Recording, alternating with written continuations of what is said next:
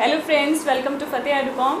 तो आज की वीडियो जो है वो थोड़ी अलग है। आपकी जो यूजुअल स्टडीज़ होती हैं उससे थोड़ी सी हटके है, लेकिन इसमें आपको बहुत कुछ सीखने को मिलने वाला है।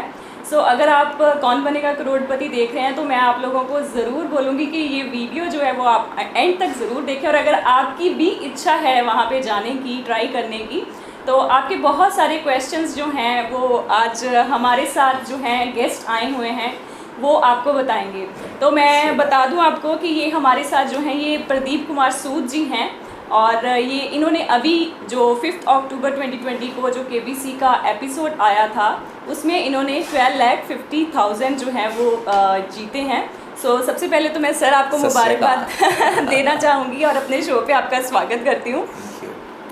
और दूसरी बात मैं आपको ये भी बता दूं कि सर जो है ये मेरे एक्स कलीग रह चुके हैं नेशनल इंश्योरेंस कंपनी में, और सर वहाँ पे जो है वो सीनियर डिविजनल मैनेजर जो है एज अ पोस्टेड हैं। तो चलिए आपके ही कुछ क्वेश्चंस, क्योंकि मैंने आपको पोस्ट किया हुआ था कि मैं आपके क्वेश्चंस जो हैं वो सर से पूछूंगी, तो काफ़ी बच्चों ने मुझे क्वेश्चंस पूछे हैं। तो उसमें कुछ फ़नी क्वेश्चंस भी हैं, लेकिन कुछ जो हैं वो बहुत ही ज़रूरी भी हैं जानने के लिए, अगर आप इस शो के साथ कहीं ना कहीं जुड़े हुए हैं या अपने आप को इस शो में जो है वो जुड़ा हुआ महसूस करते हैं। सो जो मेरा सबसे पहले सर आपका क्वेश्चन है वो ये है कि केबीसी के लिए अप्लाई कैसे करते हैं? केबीसी के लिए जैसे ही केबीसी शुरू होना होता है उससे पहले सोनी टीवी पे ऐड आनी शुरू होती है कि इस डेट से बच्चन साहब आपसे क्वेश्चंस पूछेंगे। तो हर रात को 9 बजे वो क्वेश्चन एयर होता है और 24 आवर्स के बीच बीच आपको रिप्लाई करना होता है। और उसमें मेन जो होता है कि एसएमएस के थ्रू ही हम लोग ज़्यादा अप्लाई करते हैं। और साथ में सोनी लिव ऐप की भी एक ऑप्शन होती है कि सोनी लिव ऐप पे जाके भी आप क्वेश्चन का आंसर कर सकते हो। यही एक तरीका है केबीसी में जाने का। मैं आपको इसके साथ बता दूं कि जैसे इस बार मैंने भी ट्राई किया था, लेकिन मुझे ये नहीं पता था, वो मुझे सर से ही मिलके पता चला कि आपको हर रोज़ उसका जो एसएमएस है हर रोज़ भेजना पड़ता है, जितने दिन भी क्वेश्चंस जो हैं वो एयर होते हैं। तो मैंने एक ही दिन किया था क्योंकि मुझे लगता था कि एक ही दिन रजिस्टर करवाना पड़ता है। तो मुझे लगता है कि मेरे साथ बहुत सारे ऐसे लोग होंगे जिनको शायद इस बात का अंदाज़ा नहीं हुआ होगा। तो मुझे भी ये जो जानकारी है सर से मिलने के बाद ही पता चली है। तो सर इसके जो सेकंड मेरे पास क्वेश्चन आया है वो ये आया है कि इसका कोई एलिजिबिलिटी क्राइटेरिया भी है? हाँ, एलिजिबिलिटी क्राइटेरिया कि इंडियन सिटीजन 18 ईयर्स से ज़्यादा एज, यही एलिजिबिलिटी क्राइटेरिया। कोई एजुकेशनल क्वालिफिकेशन का कुछ नहीं। ओके, ठीक है। तो नेक्स्ट क्वेश्चन थोड़ा पर्सनल है। ये लिखा हुआ है, किसी स्टूडेंट ने पूछा है कि do they really give the same amount of money you one, कि जैसे आपने 12,50,000 जीता है तो आपको उतना ही मिला, या फिर टैक्स वगैरह डिडक्शन होती है? इसमें ऐसा है कि जब आप देखते हो शो में, जब वो बेचते हैं तो साथ ही नीचे क्लिपिंग भी चलती है। ये जो भी प्राइस मनी है सब्जेक्ट टू टैक्स होती है। और इसमें सीधा सा सिंपल है, इंडिया में कोई भी आप प्राइस मनी कहीं से भी जीते हैं 5,000 तक एग्जम्प्टेड है, उसके ऊपर 30% स्टेट पे कटता है। बाकी मैं आपको ये भी बता दूं कि सर को बहुत ज़्यादा नॉलेज है, मतलब इतनी ज़्यादा, इनसे मिलने के बाद आपको रियलाइज़ होगा कि वाकई मतलब ये सर आईएएस के लिए सर ने क्यों नहीं ट्राई किया। और नेक्स्ट क्वेश्चन जो है सर वो मेरा ये है कि जैसे ये मैंने कहीं पे पढ़ा भी था और मुझे ये क्वेश्चन आया भी, किसी ने पूछा है कि इंटरव्यू जब होती है, जब आपकी केबीसी में सिलेक्शन होती है, तो वहाँ पे किसी ने बताया था कि आपके बारे में कुछ इंटरेस्टिंग फैक्ट जो है वो होना चाहिए जो मासेस को अपील करे, कॉन्टेक्ट करे इमोशनली। तो ऐसा कुछ था क्या? ऐसा है, ज़रूरी नहीं है कि इमोशनली ही हो, लेकिन जब भी आप इंटरव्यू देते हैं तो उसमें कुछ अच्छा तो होना ही चाहिए।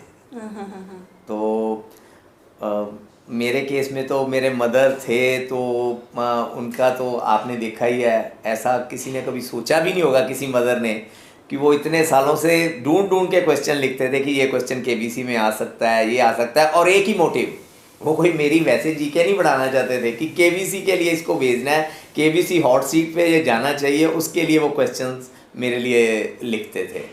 तो कई बार कई कंटेस्टेंट आते हैं तो बड़ा इंटरेस्टिंग सा माहौल बन जाता है। तो आई थिंक कुछ ना कुछ तो डिफरेंट होना ही चाहिए। सीरियसली।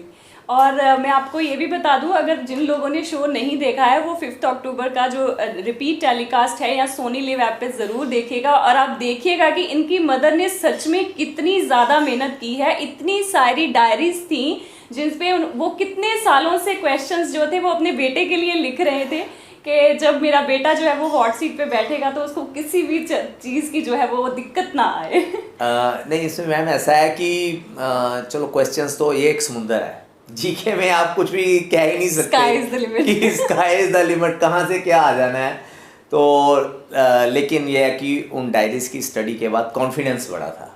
उन्होंने ऑल अराउंड वर्ल्ड के इतने इवेंट्स कवर किए हुए थे, तो एक कॉन्फिडेंस था। तो हर क्वेश्चन के बाद ऐसे ही लगता था कि नेक्स्ट क्वेश्चन मुझे आता होगा, नेक्स्ट मुझे आता होगा।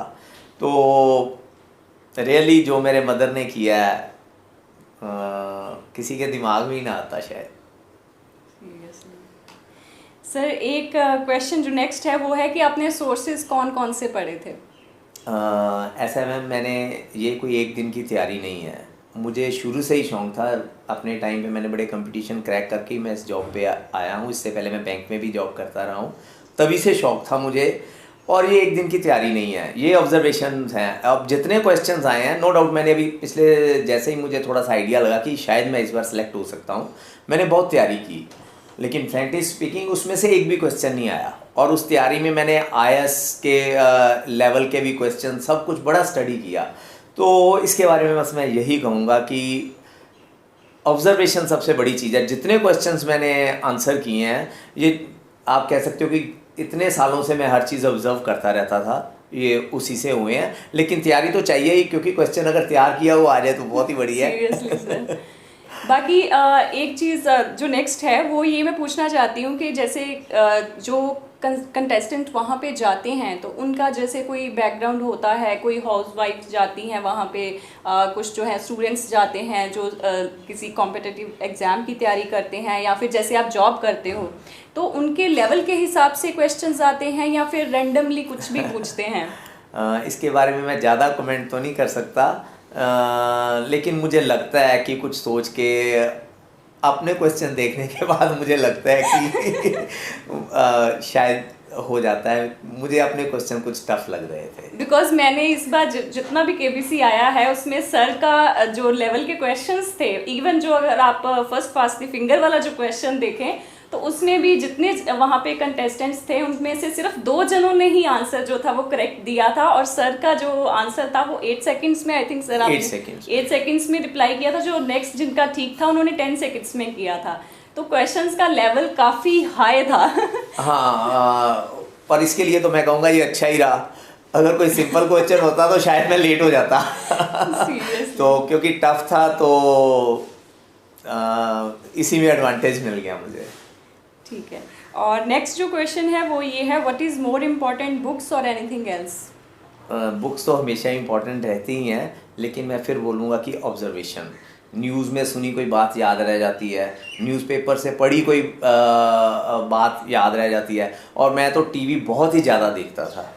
तो और एक चीज़ और है, क्योंकि मैं पिछले 20 साल से इसको फॉलो कर रहा था, जहाँ पे भी मुझे कोई ऐसा क्वेश्चन मिलता था ना, मैं नोट चाहे नहीं करता था, लेकिन मेरा एक सीधा सा था, 3 बार मैं उसको अपने दिमाग में बिठाता था कि ये क्वेश्चन है, ये इसका आंसर है, ये क्वेश्चन है, ये इसका आंसर है। ये मेरी शुरू से आदत थी, और वैसे काफ़ी कुछ उस समय मुझे याद भी आया।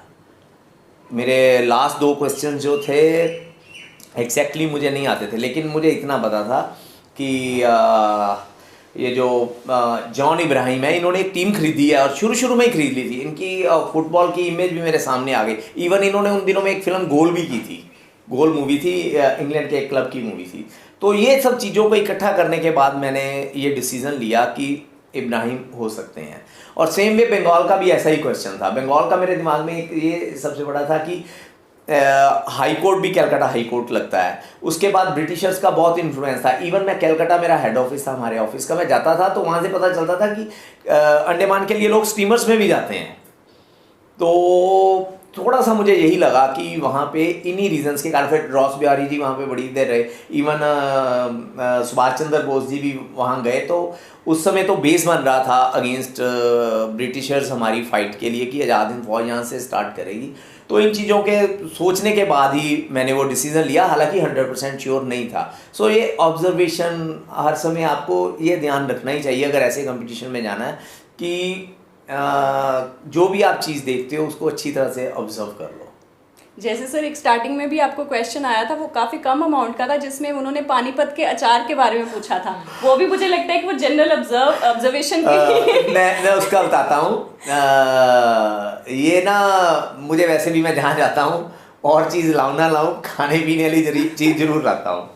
तो ये अचार मैंने अमृतसर चंडीगढ़ की जर्नी के दौरान रास्ते में, ये हवेली पे भी बिकता है, हवेली पे भी एक काउंटर होता था वहाँ, और मैं 2-3 बार वहाँ से खरीद के लाया हुआ था। तो आप कह सकते हो ये ऐसे ही ऑब्जर्वेशन हो गई। मतलब सर ने बोले कि जितनी मैंने बुक्स पढ़ी, जो भी मैंने पढ़ा उसमें कुछ नहीं आया। ये अभी जो मैंने जो सब कुछ पढ़ा है रियली मैंने और बहुत ज़्यादा पढ़ा है। और बुक्स के अलावा मैं और बता दूँ, मुझे नवनीत का पता चला तो मैंने नवनीत को भी फॉलो किया, इनके कितने ही वीडियोस मैंने सुने। देन एक मुझे 1-2 और नेट पे मिले, वो सुने। और एक मैंने रूटीन, मैं सुबह रोज़ वॉक पे जाता हूँ तो आता हूँ, मुझे 15 मिनट कार में जाने में लगते हैं, 15 ही आने में लगते हैं। डेली मैं उस दिन के करंट की जो वीडियोस आती हैं ना, तो कार के दौरान ही मैं जाते हुए और आते हुए सुनता था, क्योंकि करंट का भी क्वेश्चन आने की संभावना बड़ी रहती है। लेकिन उन्होंने, हालांकि मैंने ऑप्ट किया था करंट अफेयर्स, लेकिन करंट अफेयर्स के कुछ क्वेश्चन ज़्यादा आए नहीं। सर वो एक आया था WHO, हाँ यस, वो बड़ी अच्छी तरह से उनका नेम भी वैसे बड़ा अलग सा है, वो याद है। बच्चन साहब मुझसे पूछते बाद में, और ये कि यार ये नेम कैसा है, गैब्रियस। सीरियसली। ठीक है सर, नेक्स्ट क्वेश्चन जो है वो है, how many steps are there to reach the hot seat? हाँ जी, ये बड़ा इम्पोर्टेंट क्वेश्चन है। अभी तो पहले मैं सभी एस्पिरेंट्स को एक बात और बता दूं, अभी भी आप लोगों के पास इस साल के केबीसी में जाने का मौका है। केबीसी प्ले अलॉन्ग अगर आप खेलते हैं तो उसमें से उन्होंने अभी भी 10 कंटेस्टेंट्स जो है शॉर्ट लिस्ट करने हैं हॉट सीट के लिए। तो मैं तो पहले ये कहूँगा कि आप लोग केबीसी प्ले अलॉन्ग जरूर खेलें, और वैसे भी प्ले अलॉन्ग खेलने से प्रोग्राम और इंटरेस्टिंग लगने लग जाता है। तो आप सोनी लिव ऐप पे जाके उस पर सारी टर्म्स कंडीशंस देखें। आई थिंक प्ले अलॉन्ग के 2-3 तरीके हैं। अगर तो आप टीम खेलते हैं तो सब्सक्रिप्शन की भी ज़रूरत नहीं है, अदरवाइज़ 199 में आप इसको सब्सक्राइब भी कर सकते हो। उसमें आप अकेले भी खेल सकते हो, और बड़े हैंडसम प्राइस हैं। 1 लाख रुपया रोज़ 10 लोगों को मिलता है, और डेली मिल रहा है, आप देख ही रहे हो टीवी पे आ रहा है। yes. लेकिन उसमें सबसे बड़ी चीज़ यही है कि लास्ट ईयर तक मैं ये ट्राई करता रहा था कि शायद हॉट सीट पे मैं इस जरिए से भी पहुंच जाऊं। तो ये भी एक अभी चांस इस बार के लिए अभी बाकी बचा हुआ है। मैम क्वेश्चन क्या था? सर थैंक यू पहले मुझे बताने के लिए, मैं भी ट्राई करूँ। Sir how many steps are there to reach the hot seat? हाँ यस मैम, जैसे ही हम किसी भी तरह का आंसर सोनी लिव ऐप पे या अदरवाइज SMS से देते हैं, उसके बाद अगर रैंडमली उसमें कुछ रिजर्वेशंस भी रहती हैं, एरिया के अकॉर्डिंग रहती हैं, देन एज के अकॉर्डिंग भी हैं। सोनी लिव ऐप पे सारी टर्म्स एंड कंडीशंस हैं, बड़ी क्लियर है। उसमें आई मीन 50+ के लिए रिजर्वेशन है, देन आई थिंक फर्स्ट जो है 25 तक है, ये मुझे भी थोड़ा पूरा है नहीं, देन 25 to 50 है। ऐसे ही 50% रिजर्वेशन अदरवाइज है, आई मीन मेल फीमेल वाली रिजर्वेशन भी वहाँ पे है। तो एक ये क्राइटेरिया भी उन्होंने आपके रैंडम नंबर को सिलेक्ट करने के लिए रखा हुआ है, और उसमें हम अपनी एज लिखते हैं और साथ में हम अपना जेंडर लिखते हैं। उसी के बेस पे हमारी रैंडम सिलेक्शन होती है। अगर आपकी रैंडम सिलेक्शन होती है तो आपको कॉल आती है। यूजली पहले तो ये सेंटर से आती थी, कॉल सेंटर से, तो बाद में IVR पे हमें जाना पड़ता था। लेकिन इस साल due to corona 100% process IVR पे ही था। IVR पे जो कॉल आती है, कुछ पर्सनल डिटेल्स लेने के बाद वो आपको शिफ्ट कर देते हैं। उसमें आपको 3 क्वेश्चंस आते हैं, उसमें से तीनों ही जीके के क्वेश्चंस होते हैं। 2 क्वेश्चन तो होते हैं जिनके डेफिनेट आंसर आपको 4 ऑप्शंस में दिए होते हैं। तीसरा क्वेश्चन जो होता है उसमें कोई ऑप्शन नहीं रहती, वो नियर टू क्वेश्चन होता है, और वो एक नंबर होता है। जैसे आप कह सकते हो कि अमृतसर से दिल्ली का डिस्टेंस, तो ये नंबर है। वो उन्होंने रखा होता है कि अगर आपके 2 क्वेश्चन बिल्कुल जैसे ठीक आ जाते हैं तो उसके बाद सिलेक्शन के लिए वो नंबर काम आता है, नियर टू जो नंबर आपने देना है। अगर आप आपका वो भी क्लियर हो जाता है। तो उसके बाद फिर रैंडमली वो सारा सिलेक्ट करते हैं, वही जो मैंने बोला है, एज का क्राइटेरिया भी है, जेंडर का क्राइटेरिया भी है। अगर आपका उसमें सिलेक्शन होती है तो इस बार तो ऑनलाइन था, प्रोसीजर डिफरेंट था। अदरवाइज रूटीन में प्रोसीजर ये रहता है कि फिर आपको ऑडिशन के लिए कॉल आती है। ऑडिशन किसी भी सिटी में होता है, जैसे पिछले साल अमृतसर में ही था, तो उसमें आपको पहले जाके एक कह सकते हो कि ऑब्जेक्टिव टाइप रिटन एग्ज़ाम देना पड़ता है, और फिर उसके बाद आपका पर्सनल इंटरव्यू होता है। फिर वो दोनों के मार्क्स लेने के बाद आपकी फाइनल सिलेक्शन होती है। फिर वो उनका अपना प्रोसीजर है कि उनकी 1 2 3 टीम जो नहीं होती हैं, पहले एक टीम सेलेक्ट करती है, देन आगे शॉर्ट लिस्ट दूसरी टीम करती है, देन फाइनल टीम करती है। ये उनका अपना प्रोसीजर है। लेकिन इस बार सारा प्रोसीजर ऑनलाइन था और बड़े अच्छे तरीके से इन्होंने होस्ट किया। सबसे पहले इन्होंने ऑनलाइन ही हमारा 20 क्वेश्चंस का बड़ा अच्छा एग्ज़ाम लिया, और साथ में इन्होंने जैसे एग्ज़ाम कंप्लीट हुआ हमें 6 क्वेश्चंस दिए। उसमें हमें दिया टाइम कि 1.5 मिनट का आपको वीडियो रात तक अपलोड करना है।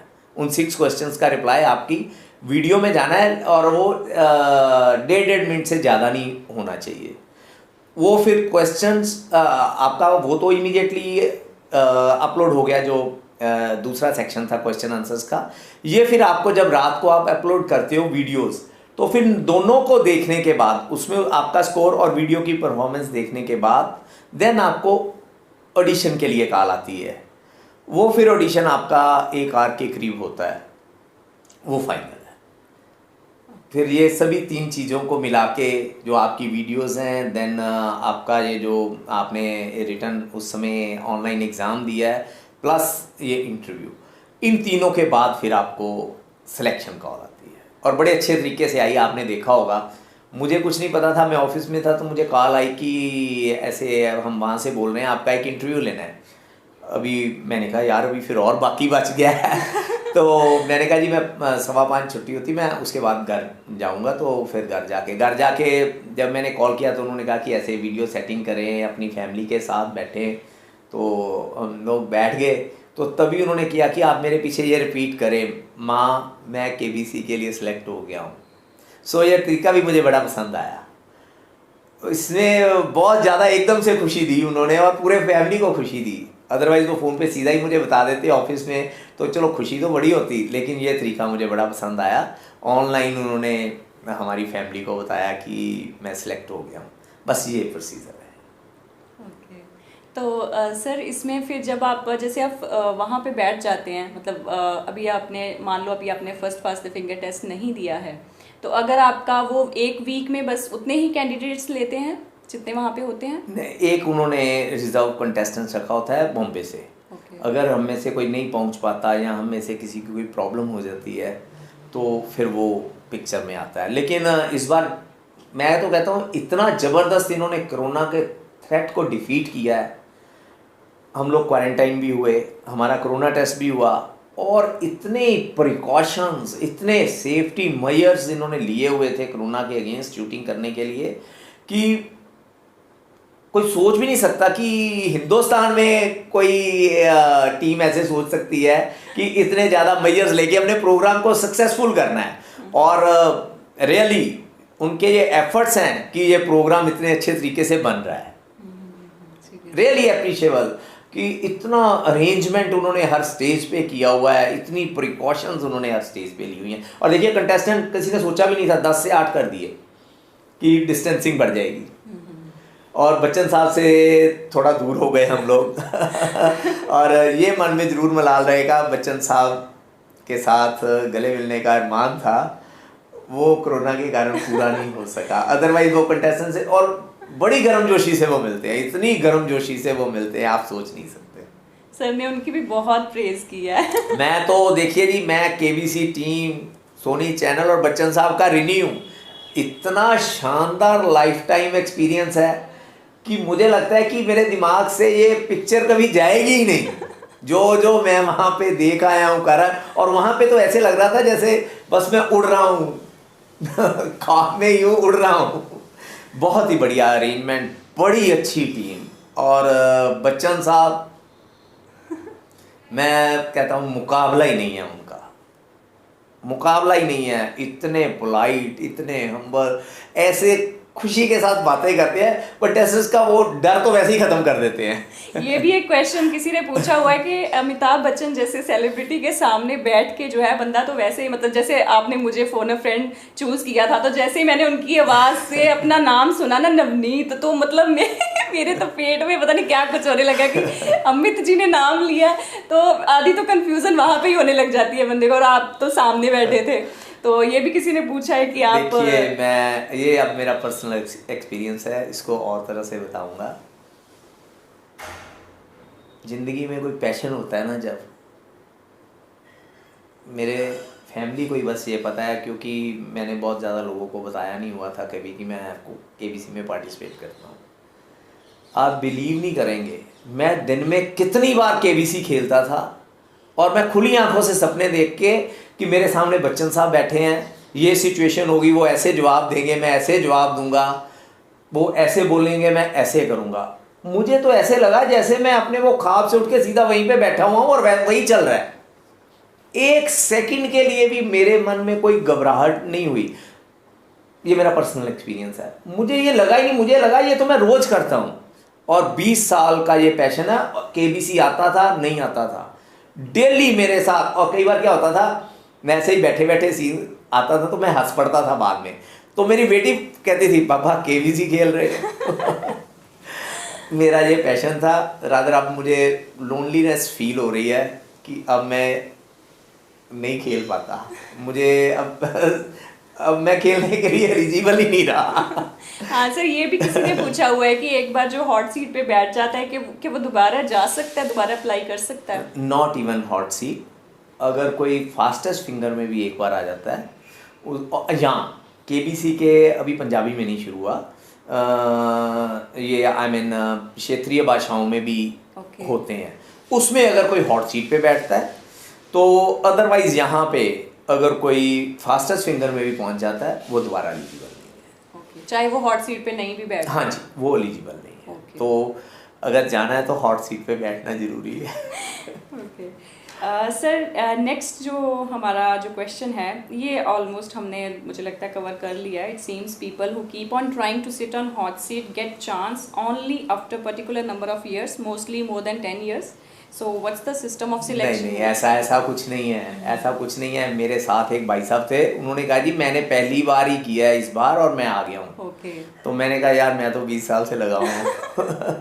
तो ये ज़रूरी नहीं है, किस्मत पे भी डिपेंड करता है आपकी। अगर आप लास्ट लेवल तक जाते हो तो आपकी इंटरव्यू पे भी डिपेंड करता है, उस दिन की परफॉर्मेंस जो आपका रिटन टेस्ट होता है उस पर भी डिपेंड करता है।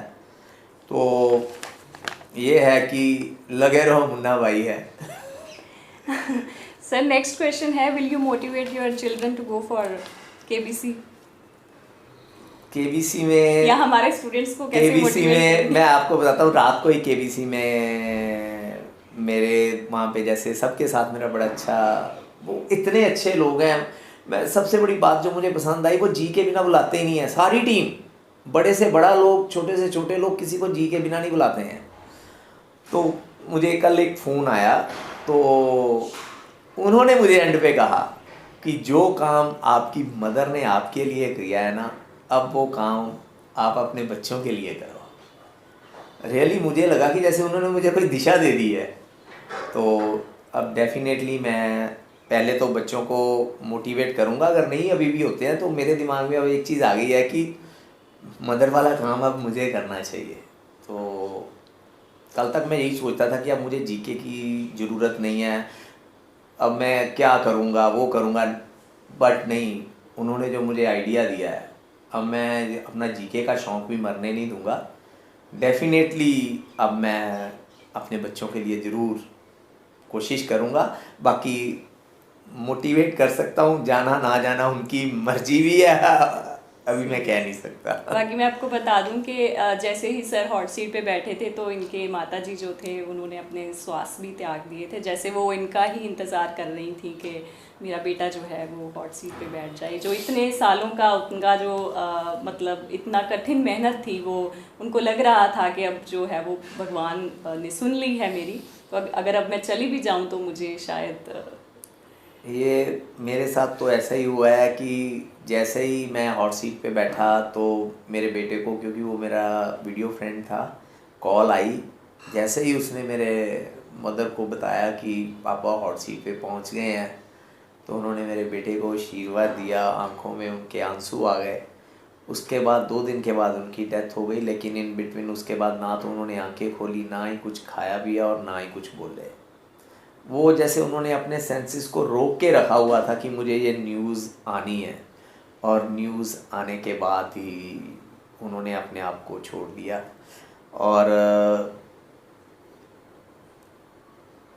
मैं तो इस बात की खुशी भी है कि भगवान ने देखी उनकी इच्छा कब पूरी की, 20 साल के इंतज़ार के बाद की, और उन्होंने भी अपने आप को छोड़ा नहीं जब तक उनको पता नहीं चला। यही मुझे खुशी है कि वो इस खुशी को देख के गए हैं, और वो भगवान ने उनकी ये इच्छा एंड में पूरी की है। ये मन में इस चीज़ की बहुत ही सेटिस्फेक्शन है। सर नेक्स्ट क्वेश्चन है, what was your children's reaction to going to see you on KBC? बहुत ही ज़्यादा एक्साइटेड, बहुत ही ज़्यादा एक्साइटेड। मेरे बच्चों ने भी हमारा शो बनाया, दादी के साथ इतनी एक्साइटमेंट। मेरे मदर, क्योंकि इन बिटवीन मुझे 10-15 दिन का टाइम मिला फाइनल सिलेक्शन के बाद, मेरे मदर भी बहुत खुश थे। सारी फैमिली मेरी तैयारी में जुट गई कि मेरी तैयारी हो। बच्चे तो अभी तक नेट से पता नहीं क्या क्या सर्च करके मुझे दिखा रहे हैं। सर के न्यूज़ भी आ रहे हैं डिफरेंट न्यूज़पेपर्स में, बहुत पेपर्स में आ रहे हैं, जो ऑनलाइन पेपर्स हैं। बड़ी वीडियो सोनी ने भी आई थिंक मेरे एपिसोड की मैक्सिमम बना के वीडियोस सोनी लिव ऐप पे डाली हैं, और बड़े जगह पे आ रहा है। बच्चे आई थिंक उनके लिए मोटिवेशन भी हो जानी चाहिए। सीरियसली। सर नेक्स्ट क्वेश्चन है, how your colleague reacted when they came to know about your entrance to KBC? हाँ, यस, अब मैं एक बात फिर बताना चाहूँगा।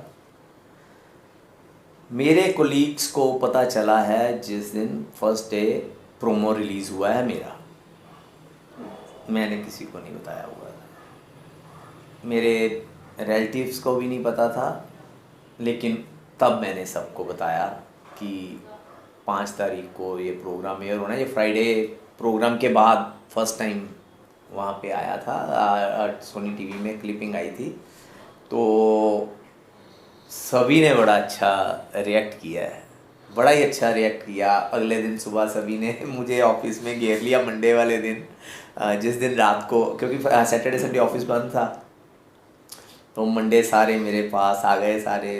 तो बड़ी खुशी सब, रादर मेरी कंपनी में मुझे बहुत ही ज़्यादा लोगों ने अप्रिशिएट किया है। बहुत से लोगों ने इतने बधाई संदेश आए हैं कि मैं बता नहीं सकता। बहुत अच्छा, अमृतसर शहर में बड़ा लोगों ने अप्रिशिएट किया है। इवन मैं डेली कंपनी बाग अमृतसर में वॉक करने के लिए जाता हूँ, वहाँ पे तो एक ग्रुप ने ना, उन्होंने अपना वॉक वालों का ग्रुप बनाया हुआ था, उसका हेडिंग बना दिया है, अगर दिमाग तेज रखना है तो सैर कीजिए, और आगे मेरी फोटो लगा दी। सर एक थोड़ा सा फनी क्वेश्चन है, ये मेरी बेस्ट फ्रेंड ही है, उसने पूछा है, सो मैं फिर उसको निराश नहीं करूँगी ऑब्वियसली। उसने पूछा है कि जो चेयर होती है जहाँ पे आप जाके बैठते हो केबीसी में, तो वो तो देखने में बहुत ही ज़्यादा ऊंची दिखती है, तो डर नहीं लगता है कि वहाँ से गिर ना जाए? डर था, लेकिन कुछ और था। वो डर था 12:50 से 3:20 आने का। ये डर नहीं लगा, ये डर लगा हुआ था कुर्सी से गिरने का डर। कुर्सी का गिरने का डर नहीं था, 12:50 से 3:20 गिरने का डर था। हाँ ठीक है सर, लास्ट क्वेश्चन है हमारा, your valuable suggestions for people who are trying to go for KBC. देखिए, मैं आप लोगों के लिए एक एग्जांपल हूँ। 20 साल छोटा टाइम नहीं होता। 20 साल से लगा हुआ था, और आखिरी डे तक ट्राई करता था। मैं आपको भी प्ले अलाउंग खेलने के लिए जैसे कह रहा हूँ, मैं लास्ट डे तक प्ले अलाउंग खेलता था कि कोई बात नहीं, क्या पता भगवान ने मुझे इधर से ही चांस देना हो। तो मैं यही कहूँगा कि अगर आप जाना चाहते हो तो हर बार ट्राई करें और पूरे विगर के साथ ट्राई करें। मेरी सिलेक्शन चाहे नहीं हुई, मायूस भी हो जाता था, लेकिन मैं जैसे ही पता चल जाता था कि अब बच्चन साहब ही सबसे पहले ट्वीट करके कहीं ना कहीं लिखते हैं कि अब केबीसी की तैयारी शुरू हो रही है या केबीसी के लिए हम सोच रहे हैं या कर रहे हैं, उस दिन से मैं अपनी तैयारी शुरू कर देता था कि इस बार मैंने जाना ही जाना है। लेकिन ये देखिए 12वां जो हमारा एडिशन है उसमें मैं पहुंचा हूँ। सो फॉलो योर ड्रीम में ये तो इससे बड़ी एग्जांपल क्या हो सकती है 20 साल। चलिए सर, आपका बहुत बहुत धन्यवाद। अपना इतना कीमती समय, अभी आपने जॉब पे भी जाना है, तो हम सुबह सुबह ही घर पे सर के घर पे आ टपके हैं। नहीं कोई तो बात सर नहीं, लेकिन इतना... एक छोटी सी मैं बात और कहना चाहता हूँ।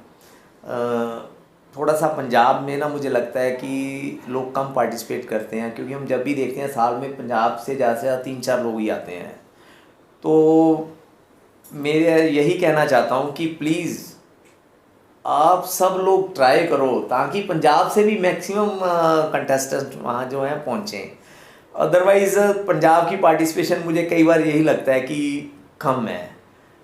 तो मैं सबको, आप लोगों को अभी से बेस्ट विशेस देता हूँ कि आप लोग प्ले अलॉन्ग खेलें। भगवान ने चाहा तो इसी साल हो जाएगा, वाहेगुरु की इच्छा हुई तो आप अभी पहुँच जाएंगे, नहीं तो अगले साल के लिए आप मोटिवेट भी हो जाएंगे और आपकी तैयारी भी हो जाएगी। बिल्कुल sir. Thank you so much. Thank you thank you all.